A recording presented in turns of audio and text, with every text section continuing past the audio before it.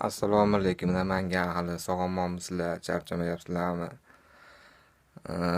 Shu telegramlarda har xil narsalar chiqib ketib qolyapti-ekan, shuni ko'rib netib shu Andijon xalqini, Andijonlarni, ruvlar, har xil narsalar chiqib ketib qolyapti-ekan. Andijonda biz ota-onamiz yashaydi, boshqa jigarlarimiz bor. Hammamiz o'zbekmiz.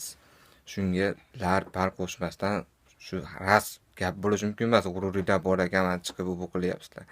O'zini tovib, gaplashib, sen manaqa debsan, sen birontamizni manaqa qilib ko'ruvdingmi deb gapirsanglar bo'ladi-yu, to'g'rimi? Endi lar qilib har xil narsalar gapirib olmasdan. Endi xullas kalom, nima desam bo'ladi? Ular so'kinmanglar, yaxshi gaplashib kelishib olinglar. Yo, maqsadinglar bo'lsa aytinglar, men manaqa maqsadda bo'lsa biz ustirayoq qiladi deylar. Telefon nomerlarini yozinglar, bo'lmasa ko'rishaylik. Yaxshilik baribir. Yo, yomonlik bilan hal qilamiz deb hali bir ikkitasi ham chiqyapti, hali bilmayman, hali po'k ikkinchisi ekan aka ham bilmayman. Shunga yaxshi gaplashaylik, iltimos sizlardan.